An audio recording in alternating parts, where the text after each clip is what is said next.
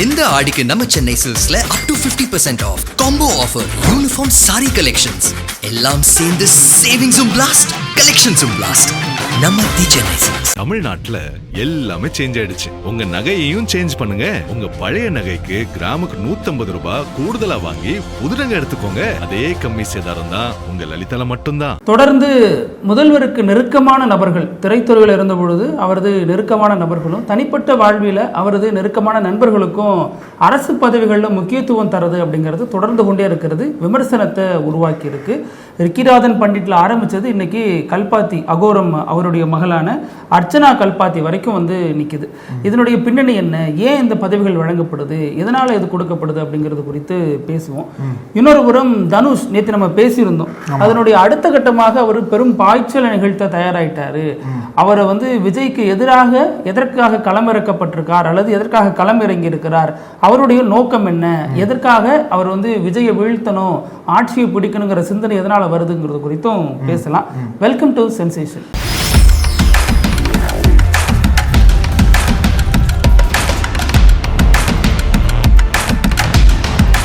வணக்கம் பிருத்திவி. வணக்கம் அழகு. நீங்க சொன்னீங்க இல்லையா, நடிகர் தனுஷ் அவர் வந்து இன்னும் 10 வருஷம் கழிச்சு நடிகரா இருப்பாரா இல்ல எப்படி இருப்பாருன்னு யாருக்கும் தெரியாது. 5 வருஷம் சொல்ற மாதிரி 2031 எலெக்ஷன் வருது இல்ல, தெரிஞ்சு 30ஓடய கடைசி படமா கூட இருக்கலாம். நம்ம யாருக்கு ஜனநாயகன் மாதிரி அவர் ஒரு நாயகன் வச்சிருப்பாரு. கரெக்ட் அது மாதிரி கூட இருக்கலாம். அதை நோக்கி தான் அவரோட பாதை என்பது இப்போ வந்து தெளிவாக தெரியுது. ஏன்னா விஜய் சிஎம் ஆனதுக்கப்புறம் எல்லா நடிகர்களுக்கும், அதுவும் எல்லா மாஸ் ஹீரோஸுக்கும் ஒரு வகையான நம்பிக்கை, ஒரு வகையான வழி என்பது வந்திருக்கு. அப்போ அந்த மாஸ் ஃபேன் கல்ச்சர் இருக்குல்ல, அந்த ஃபேன் கல்ச்சரை நம்ம பொலிட்டிக்கல் கல்ச்சராக மாற்றி பொலிட்டிக்கல் பார்ட்டியாக மாற்றிடலான்ற மாதிரி அவங்க நம்பிக்கையில் வர்றாங்க இல்லையா. அதில் குறிப்பாக தனுஷ் இப்போ வந்து நமக்கு தெரியாமல் பிஹைண்ட் த ஸ்க்ரீன்ஸ் வந்து பல வேலைகளை பார்த்துட்ருக்காரு. குறிப்பாக வந்து எப்படிலாம் மாவட்ட ரீதியாகவும் ஒவ்வொரு சட்டமன்ற தொகுதிகளையும் நம்மளோட அந்த இயக்கத்தை வந்து எப்படி பலப்படுத்துறதுன்னு சொல்லிட்டு யாருக்குமே தெரியாமல் திரைமறைவாக பல வேலைகளை வந்து முடக்கி விட்டு இருக்காரு. அதுவும் வந்து ரொம்ப ஃபாஸ்ட்டாக வேலை பார்த்துட்டு இருக்காங்க. ஒவ்வொரு சட்டமன்ற தொகுதிக்கும் பொறுப்பாளர்கள்லாம் போடுறதா நம்ம நேற்றுக்கே பேசியிருந்தோம். இப்போ தனுஷோட பார்வை முழுக்கவே வந்து மேற்கு மண்டலத்தை நோக்கி இருக்கு.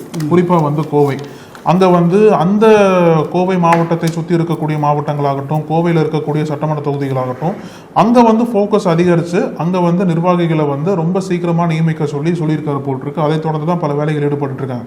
இதற்காக இவரும் கோவையை டார்கெட் பண்ணுறார். கமலஹாசனும் அரசியல் வந்ததுக்கப்புறம் கோவை சட்டமன்ற தேர்தலெல்லாம் போட்டி போட்டு தோல்வி அடைஞ்சார். அதெல்லாம் பார்த்தோம். இப்போ அதே பாணியில் நடிகர் தனுஷும் கோவையை குறி வச்சு அங்கே ஸ்ட்ரென்தன் பண்ணுறதுக்கான எல்லா வேலைகளும் பார்த்துட்டு இருக்கிறதா சொல்கிறாங்க. ஒரு தனியார் ஊடகமும் இது குறித்து செய்தி போட்டிருக்காங்க. என்ன சொல்கிறாங்க அப்படின்னா, எதற்காக தனுஷும் கோவையை குறிவைக்கிறார் அப்படின்னா, அங்கே வலுவாக இருந்த அதிமுக கோவை மட்டும் இல்லாமல் தமிழ்நாட்டில் ஃபுல்லாகவே வலுவடைந்து போச்சு. குறிப்பாக அதிமுகவோட ஸ்ட்ராங் பெல்ட்டான மேற்கு மண்டலத்தில் சுத்தமாக அங்கே வந்து ஸ்ட்ராங்காக இல்லை. அந்த ஒரு வெற்றிடத்தை திமுகவாலையும் சரி தாவேக்காவாலையும் சரி பெருசாக நிரப்ப முடியல அப்படின்ற ஒரு பார்வை இருக்குது. அங்கே இருக்கக்கூடிய அதிமுக வாக்குகள்லாம் பல பக்கம் சிதறி போகிறதுனால அந்த வாக்குகள்லாம் ஒருங்கிணைஞ்சு மொபிலைஸ் பண்ணுறதுக்கான மாற்று கட்சி வந்து அங்கே பெருசாக இல்லைன்ற மாதிரி சொல்கிறாங்க. அதனால தான் அந்த இடத்துல ரெண்டாவது தமிழ்நாட்டில் சென்னைக்கு அப்புறம் கோவை தான் பெரிய ஒரு சிட்டி இல்லையா, அந்த ஒரு பேசிஸில் தான் தனுஷ் வந்து கோவையை நோக்கி நகர்றாருன்றும் அங்கே வந்து அவரோட பொதுக்கூட்டம் இருக்கலான்னு சொல்கிறாங்க. அதை நோக்கி தான் அனைத்து சட்டமன்ற தொகுதிகள்லையும் முதற்கட்டமாக அங்கே வந்து பொறுப்பாளர்லாம் போடுறக்கூடிய வேலைகள்லாம் ஃபுல்லாக பார்த்துட்டு இருக்காங்க. மேபி இஃப் பாசிபிள் அவர் அரசியலுக்கு வந்தார் அப்படின்னா அவரும் கோவையில் போட்டி போடுறதுக்கான எல்லா வாய்ப்புகளும் இருக்குன்ற மாதிரி சொல்றாங்க. ஆனால் வரக்கூடிய நாட்களில் எப்படிலாம் தனுஷோட பொலிட்டிக்கல் பார்ட்டி வந்து ஒரு ஃபுல் ஷேப்ல எடுக்க போகுது, என்னென்ன மாதிரிலாம் நோக்கங்களோட அவர் வரப்போறார், அவரோட பின்னணியில் யார் இருக்கா அப்படின்ற மாதிரி பல யூகங்கள்லாம் கிளம்பி இருக்குன்னு தான் சொல்லணும். அவருடைய பின்னணியில் திமுக இருக்குங்கிற தகவலும் கசிய விடப்படுது. அதனுடைய உண்மைத்தன்மை என்னங்கிறதெல்லாம் இன்னும் போக போக நம்ம தெரிஞ்சுக்கலாம். ஏன்னா திமுக ஏன் தனுஷை வளர்த்து விடணும்னு நினைக்குது அப்படின்னா, விஜயை வீழ்த்தணும் அப்படிங்கிற முடிவுக்காக தனுஷை வளர்க்குதுன்னு சொல்றாங்க. ஆனா அதுல நமக்கு கிடைத்த தகவல் என்ன அப்படின்னா, அதற்கான வாய்ப்புகள் ரொம்ப கம்மி. ஏன்னா ஒரு தவறுக்கு இன்னொரு தவறு வந்து தீர்வாகாது. ஆல்ரெடி இவங்க திமுக மீதான விமர்சனமே என்னன்னா, பல அரசியல் நிகழ்ச்சி மேடைகள்ல நடிகர்களை ஏற்றி விட்டு அந்த அரசியல் ருசியை காமிக்கிறது இவங்க தான். நாளைக்கு இதுவே அவங்களுக்கு வினையா வந்து நிக்குது. அதனால திமுக அதை மறுபடியும் ஒரு விஷப்பரீட்சை செய்யுமா, அந்த அமில டெஸ்ட்டுக்கு தயாராகுமா அப்படிங்கிற விமர்சனம் இருக்கு. ஆனா ஏன் அந்த விமர்சனம் வருது அப்படின்னா, இன்னைக்கு விஜய்க்கு எதிராக அரசியல் செய்யணும்னு ஒருத்தர் நினைக்கிறாரு அப்படின்னா ஆட்டோமேட்டிக்கா எதிரிக்கு எதிரி நண்பருங்கிற ஃபார்முலா படி திமுகவோட கைகோர்க்கிறதுக்கான எல்லா வாய்ப்புகளும் இருக்கு. ஆனா வெளிப்படையா அந்த கைகோர்த்தல்ங்கிறது இருக்காது. ஏன்னா பாஜக தான் விஜய் இயக்குது அப்படிங்கிறதுக்கான எல்லா ஆதாரங்களும் எல்லா காலகட்டத்திலும் எல்லா தலைவர்களாலும் சொல்லப்பட்டிருக்கு. அது வந்து இதுவரைக்கும் விஜய் வந்து கடுமையாக பாஜகவை எதிர்க்கல. விஜய் அமைச்சரவையில் இடம்பெற்றிருக்கக்கூடிய மற்ற அமைச்சர்களும் கடுமையாக எதிர்க்கல.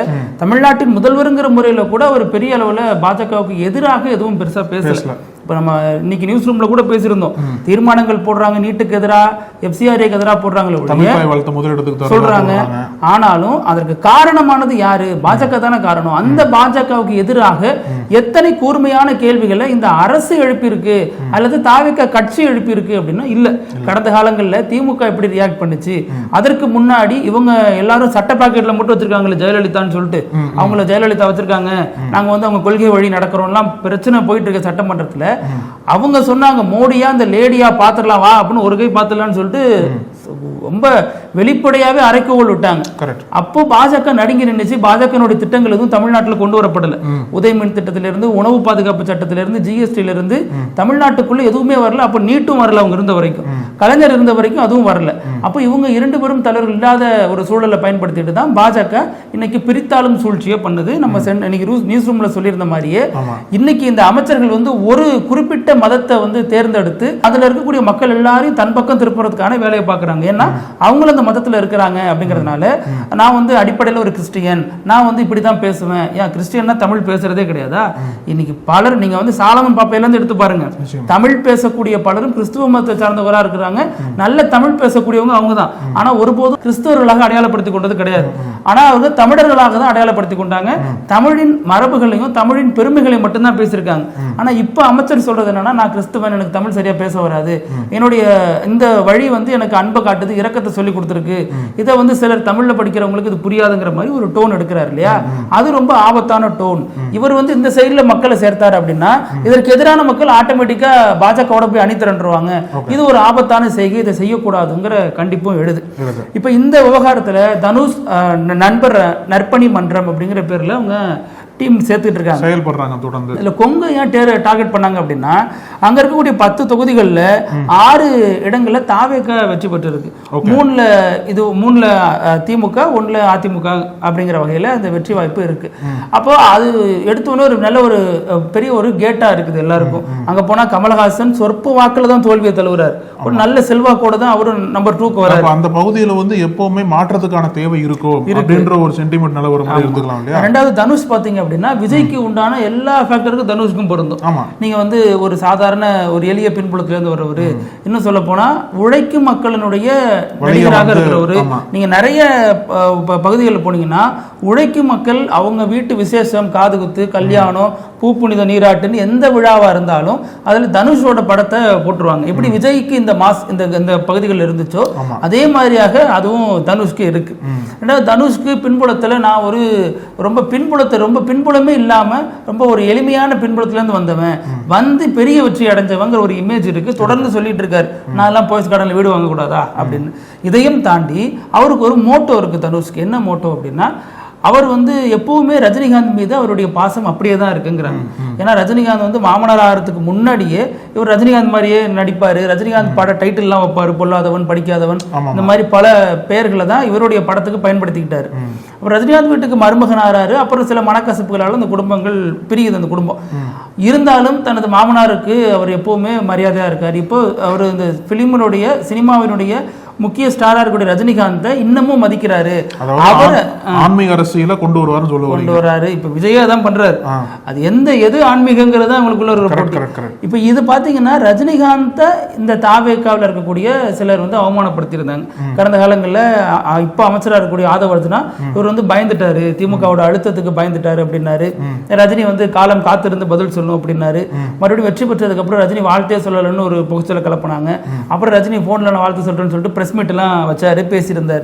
அப்போ ரஜினியே விஜய்க்கு எதிராக நிறுத்துறது, அந்த கழுகு காக்கா கதையெல்லாம் சொல்றது, ரஜினியால முடியாததை விஜய் சாதிச்சிட்டாரு அப்படின்னு பெருமை பேசுறதன் மூலமாக ரஜினியை அவமதிக்கிறதுன்னு பல வேலைகளை அவங்க பார்த்தாங்க. இது ரஜினியை காயப்படுத்தணுச்சோ இல்லையோ தனுஷை காயப்படுத்திடுச்சு. அதற்காக தனுஷ் இதை ஒரு மனசுல வச்சுக்கிட்டும் தனக்கு இருக்கக்கூடிய அரசியல் அபிலாஷைகளை பயன்படுத்தி கொண்டும் இதற்காக களத்தில் இறங்குறாருங்கிற தகவல் சொல்லப்படுது. முதல் விஷயம், அவர் பெரிதும் நேசிக்கிற ரஜினிகாந்துக்கு நடந்த ஒரு அவமானம். இரண்டாவது, இவருக்குள்ள ஒரு அரசியல் ஆசை அரசு இருக்கு. ஏன்னா விஜயே வந்துட்டார் அப்படின்னா நம்மளும் வர முடியும், நம்மளும் அந்த ஸ்ட்ரீம் லைன்ல இருக்கக்கூடிய ஒரு நடிகர் தான், நமக்கு அதற்கான வாய்ப்புகள் இருக்குன்னு அவர் நம்புறாரு, அதை நோக்கி நகர்கிறாரு. அதற்கான முதல் அடியை கோயம்புத்தூர்ல எடுத்து வைக்கிறாரு. இன்னும் சில ஆண்டுகள்ல இதுதான் நடிகர் தனுஷினுடைய கடைசி திரைப்படம்ங்கிற அறிவிப்பு வெளியாகலாம். அதற்கப்புறம் அவரும் அரசியலை வெளிப்படையா செய்ய தொடங்குவாரு. அது வரைக்கும் விஜய் ஸ்டாலின் மாதிரியே வேடிக்கை பார்ப்பாரான்னு பார்க்கணும். அதாவது விஜய் வந்து 2022 கட்சி ஆரம்பிச்சார் இல்லையா, 2024 லோக்சபா தேர்தலுக்கு 2 வருஷத்துக்கு முன்னாடி. அப்போ 2029 லோக்சபா தேர்தல் வரப்போகுது.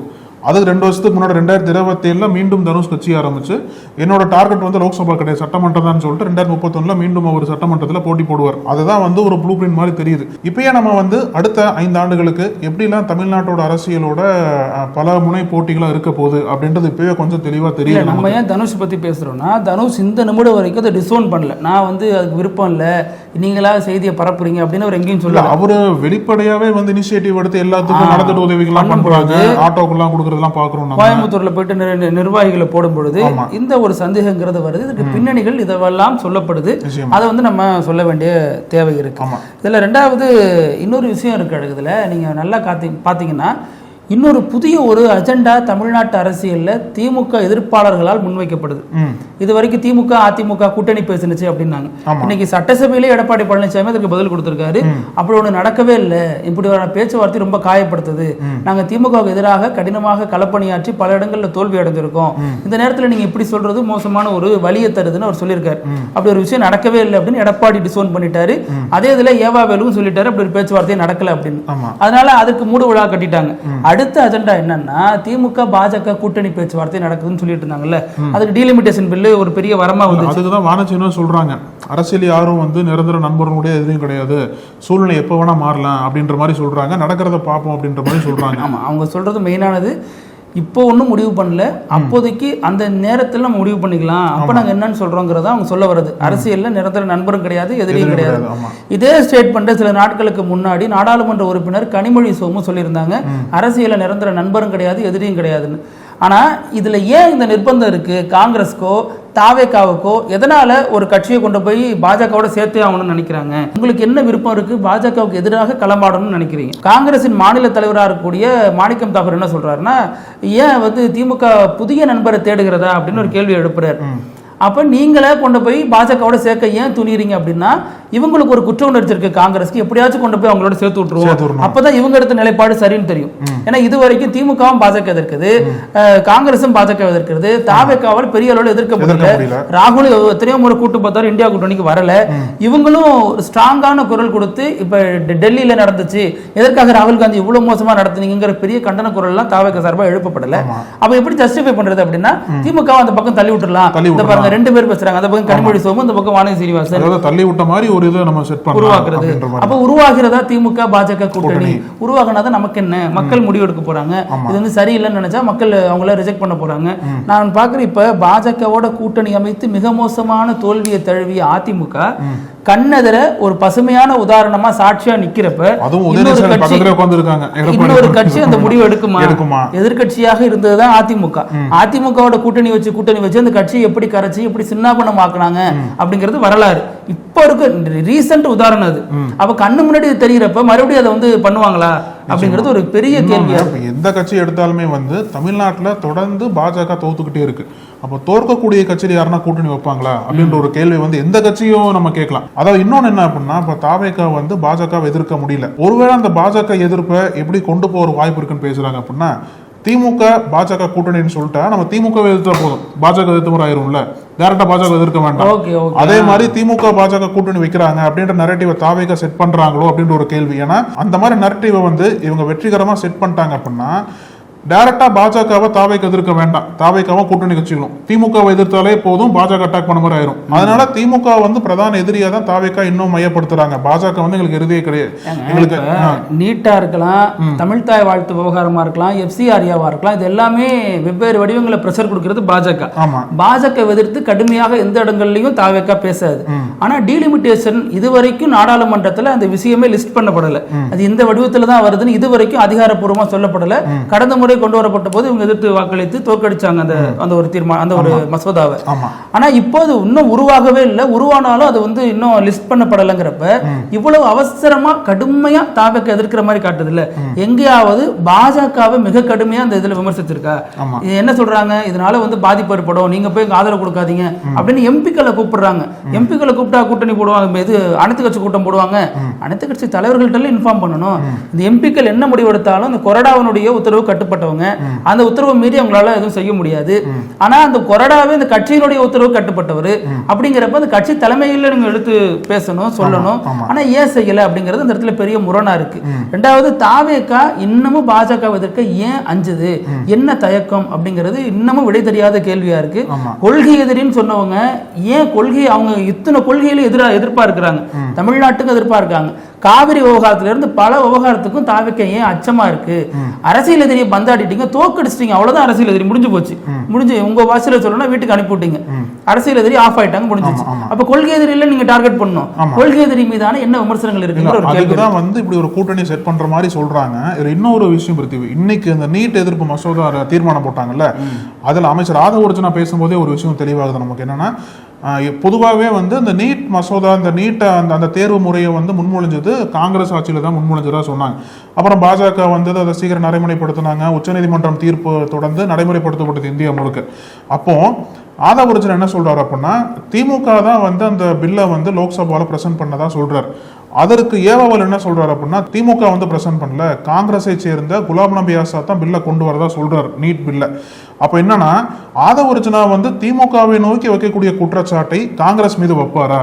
காங்கிரஸ் இப்ப உங்களோட கூட்டணியில் இருக்காங்க. அப்ப நீட் வந்ததுக்கு காங்கிரஸ் தான் காரணம்னு ஒரு சார்ஜ் வைக்கும் போது காங்கிரஸை நோக்கி அதே கேள்வியை ஆதவர்ஜுனா எழுப்புவார் அப்படின்னு கேட்டா பெரிய கேள்விக்குறி தான். ஏன்னா அவங்களோட திட்டமே வந்து திமுகவை கொஞ்சம் கொஞ்சமா நச் பண்ணி பாஜகவோட சேர்த்து பாஜகவை டைரக்டா எதிர்க்காம திமுகவை எதிர்க்கிற மூலமா மறைமுகம் பாஜக எதிர்ப்புன்னு காட்டிக்கணும். அதனாலதான் வந்து தொடர்ந்து இந்த அளவுக்கு தாவேக்காவால நரேட்டிவ் செட் பண்ணப்படுதோ அப்படின்ற விவாதங்களும் பெருசா எழுந்திருக்கு. முரண்பாடு இருக்கு. தாவேக்கா என்ன சொல்லுது, ஒரு பக்கம் இங்க இருக்கிற திமுக இது சொல்லி தான் அங்க இருக்கிற காங்கிரஸ் முதல்வர் செயல்படுறாருங்க.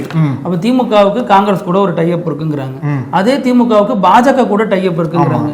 அப்ப எதுதான் உண்மை? அப்ப இவங்க இவ்வளவு பவர்ஃபுல்லா, திமுக இவ்வளவு பவர்ஃபுல் அப்படின்னா அவங்களால இந்த தேர்தலில் ஏன் தோல்வி அடைஞ்சாங்க, வெற்றி அடைஞ்சிருக்க முடியுமே? அப்ப வந்து திமுக டைப் இருந்தது, இப்ப வந்து பாஜக டைப் இருக்கு, இது புது டைப். அதுதான் தாவேக்கா சொல்ல வராங்க. ஆனா இதுல இன்னொரு வெர்ஷன் இருக்கு. திமுகவுக்கு அரசியல்ல ஏதாவது ஒண்ணு ஊனி நிக்கணும் அப்படின்னா மத்தியில் இருக்கிறவங்களுடைய ஒரு ஆதரவு தேவை. பெரிய நடவடிக்கை எடுக்கல அப்படின்னா கூட, தங்கள் மீதான பெரிய நடவடிக்கை எடுக்கலன்னா கூட தாவேக்காவை விமர்சிக்கணும், தாவேக்காவை பாஜக நெருக்கணுங்கிறது இவங்களுக்குள்ள ஒரு எதிர்பார்ப்பா இருக்குங்கிற விமர்சனமும் இருக்கு. இதுல நம்ம இன்னொரு விஷயம் பார்க்கணும்னா, அழகு மிக முக்கியமான விஷயம், சமீபத்துல ஒரு அறங்காவலர் நியமன குழு போட்டாங்க. அதுல அதாவது குறிப்பா பரம்பரை அல்லாத அறங்காவலர் நியமன கோயிலுக்கு எல்லாத்தையும் குழு போட்டாங்க. இதுல விஜயினுடைய பல படங்களை தயாரிச்சிருக்காங்க. விஜயோட நெருங்கிய ஒரு ஃபேனா இருந்திருக்காங்க அர்ச்சனா கல்பாதி அவர்கள். அவங்கள வந்து அவங்க ஏஜிஎஸ் நிறுவனம் நடத்திட்டு இருக்காங்களே, ஏஜிஎஸ் சினிமாஸ்ல அவங்க தான் நடத்திட்டு இருக்காங்க. அவங்கள வந்து இந்த அறங்காவலர் குழுல வந்து ஒரு உறுப்பினரா வந்து தாவேக்கா அரசாங்கம் நியமிச்சிருக்காங்க. என்ன அடிப்படை அப்படின்னா, அமைச்சர் ரமேஷ் சொல்றாரு, அவங்க வெறுமனே படம் மட்டும் தயாரிக்கல, சினிமா தயாரிப்பாளர் மட்டும் இல்ல, சொந்த நிதியில பல கோவில்களுக்கு திருப்பணி பண்ணிருக்காங்க அப்படிங்கிறாரு. அப்ப இந்த ஒரு இது இருந்தா போதுமா, எல்லாரையும் அந்த கிரைட்டீரியால கொண்டு வந்துருவீங்களா அப்படிங்கிற ஒரு கேள்வி இருக்கு. இதுல கடைசியாக வெற்றி பெறுறதுக்கு முன்னாடி எலெக்ஷன் டைம்ல விஜய் மேடையில பங்கேற்று பாடிய பாடகர் வேல்முருகனும் இந்த இதுல வாய்ப்பளிக்கப்பட்டிருக்கு. இதுல அவர் மட்டும்தான் வாய்ப்பளிச்சிருக்காங்களா அப்படின்னா தொடர்ந்து சர்ச்சை தான். ஒரு பக்கம் வெங்கட் நாராயணா ஜனநாயகனுடைய ப்ரொடியூசர், டெல்லியினுடைய சிறப்பு பிரதிநிதியா தமிழக அரசு சார்பாக நியமிக்கப்பட்டிருக்காரு. இந்த காவிரி விவகாரத்துல அவருடைய நிலைப்பாடு என்ன, அவர் ஏதாவது பண்ணாரா, இது பிரச்சனை தீர்க்கிறது எதுவும் போராடினாரா, அங்க டெல்லியில இருந்து என்ன பண்றாரு, அவருடைய கருத்தாக குரலாக ஏன் எதுவுமே தமிழ்நாட்டுக்கு ஒழிக்க மாட்டேங்குது? இதற்கு முன்னாடி இருந்த எல்லாரும் தமிழக ஊடகங்களை சந்திப்பாங்க, பேட்டி கொடுப்பாங்க, அவங்களுடைய நிலைப்பாடு, அரசு நிலைப்பாடு, டெல்லியில் இதெல்லாம் நடக்குதுங்கிற விவகாரங்கள் சொல்லுவாங்க. இவர் எதுவுமே சொல்ல மாட்டேங்கிறார், காவிரி விவகாரத்துக்கே கப்பிச்சுப்புன்னு இருக்காரு. அப்ப இவர் என்ன செஞ்சார் இது வரைக்கும்ங்கிற ஒரு விஷயம் இருக்கு. இப்ப இன்னொன்னு, லியோ படத்தினுடைய இணை தயாரிப்பாளர் ஜெகதீஷ் பழனிசாமி முதல்வருடைய தனி செயலாளராக நியமிக்கப்பட்டது அவர் சொல்லிதான் நமக்கு தெரியுது, உலகத்துக்கே தெரியுது. அப்ப இது எப்படி, என்ன பின்னணி நடக்குது, ஏன் இது அரசு வந்து வெளியிடல, இவர் சொன்னதுக்கு அப்புறம் ஜீவோ ஏன் வெளியானுச்சுன்னு பல சர்ச்சைகள் இதுல இருக்கு. இன்னொன்னு, பீஸ்டோட கேமராமேன் மனோஜ் பரமஹம்சா, அவரு திரைப்பட பயிற்சி நிறுவனத்தினுடைய தலைவராக நியமிக்கப்படுறாரு. இது எல்லாமே எந்த அடிப்படையில்? அப்ப அவருடைய விசுவாசத்தை பெற்றவர்கள், அவருடைய நட்புக்குரியவர்கள் இது முக்கியத்துவம் தராங்களாங்கிற ஒரு கேள்வி இருக்கு. இன்னொன்று, விஜய் உதவியாளர் ராஜேந்திரனுடைய மகன், அவருக்கு சபரிநாதனுக்கு வந்து தலைமை கொறடாவாக பதவி கொடுத்தாரு.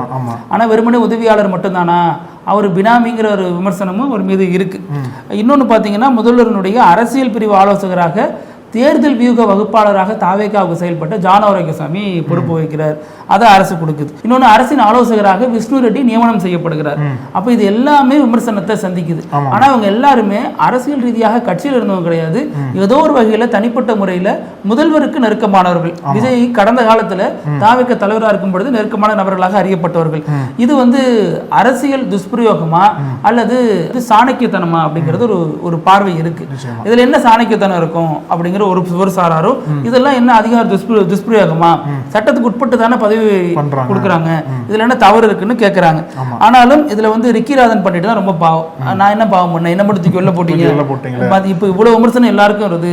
ஆனால் எல்லாரும் பதவியில தொடர்றாங்க. நான் எனக்கு பதவி கொடுத்த மட்டும் விமர்சனம் வந்து தூக்கி வெளில போட்டீங்க, வேற ஏதாவது கொடுங்க தலைவா அப்படின்னு சொன்னதாகவும் மிக விரைவில் அவருக்கு வேற பொறுப்புகள் தரப்படும் செய்திகள் சொல்லப்படுது. அப்புறம் நிகழ்ச்சியினுடைய இறுதி பகுதி இப்படி எல்லாமா நடக்கும் அப்படிங்கிற வினோத பகுதியில் அழகு. நீங்கள் பார்க்க போகிறது என்னென்னா, ஒரு பெண்மணி ரஷ்யாவிலிருந்து இந்தியாவுக்கு டூருக்கு வராங்க. ஓகே. அவங்க வந்து டெல்லியில் வந்த பிறகு ஒரு டாக்ஸி எடுத்துகிட்டு சுற்றி பார்க்க ஆசைப்படுறாங்க. போகிற வழியில் திடீர்னு பசிக்குது. இந்த மாதிரி ஐம் ஹங்க்ரி அப்படின்னு சொல்கிறாங்க. அது புரிந்து கொண்டு அந்த கேப் டிரைவரும் எங்கேயோ வெளில போயிட்டார்.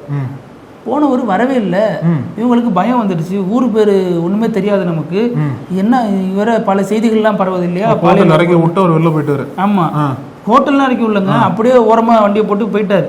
என்னன்னு தெரியல உங்களுக்கு. ஏன்னா அது பாலியல் வன்கொடுமை நடக்கிறதுன்னு பல செய்திகள்லாம் வெளிநாட்டினருக்கு சில அச்சத்தை ஏற்படுத்தக்கூடும். நம்ம நிர்பயா மாதிரி பல விஷயங்கள் டெல்லியில் நடந்திருக்கு இல்லையா, அதை ஒட்டி அவங்க ரொம்ப பயந்து போய் ரஷ்யாவில் இருக்கிற தனது கணவருக்கு லைவ் லொகேஷன் அனுப்பியிருக்காங்க. எங்க நான் இங்க இருக்கேன், மாட்டிக்கிட்டேன், ஏதோ பிரச்சனை போருக்கு, இவர் எங்கேயோ விட்டு போயிட்டாரு, பயமா இருக்குன்னு சொல்லியிருக்காங்க. ஆனா அந்த போனார்ல டிரைவர், அவர் திரும்பி வந்திருக்காரு. வந்தவர் கையில ஒரு கவரோட வராரு, சாப்பாடு வாங்கிட்டு வந்து கொடுக்குறாரு. சாப்பாடு வாங்கிட்டு வந்து கொடுத்துட்டு, இதான் எதுக்குதான் மேடம் போனேன் அப்படின்னு சொல்றாரு. அப்போ இவங்க ரொம்ப நிலை குளிஞ்சு போறாங்க. ஆகா, நம்ம தப்பா புரிஞ்சுக்கிட்டோமே அப்படின்னு. அப்போ என்ன பண்றாங்க, கொஞ்சம் எக்ஸைட் ஆகி, இந்தாங்க ஒரு 1000 ரூபா வச்சுங்க, நான் தப்பா நினைச்சிட்டேன், நீங்க அப்படி இல்லை அப்படின்னு சொல்லிட்டு 1000 ரூபா கொடுக்குறாங்க.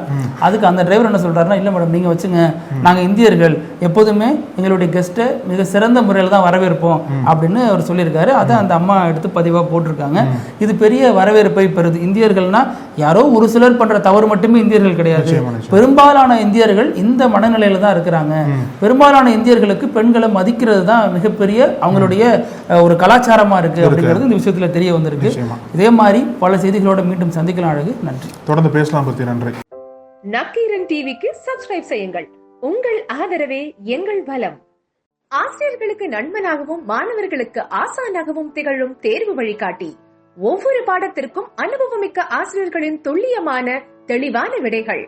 CNC இருக்கு, தேர்வு பயம் எதற்கு? இது தீரன் பப்ளிஷிங் ஹவுஸ் விற்பனை வெளியீடு.